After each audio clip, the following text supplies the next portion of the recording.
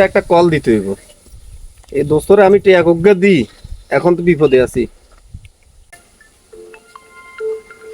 মা গো মা, এটা তো ধরন যাইতো না, এটা বিপদ। কি করি, কি করতাম, কি করতাম। হ্যালো দোস্ত। আসসালামু আলাইকুম, কি অবস্থা দোস্ত? ভালো আছো তুই রে?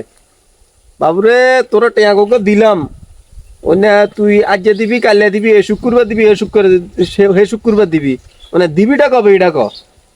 ঠিক আছে নি? এখন বল তুই দিবি কবে? বাতাস বাতাস, আই শখ বাজার, শখ বাজার।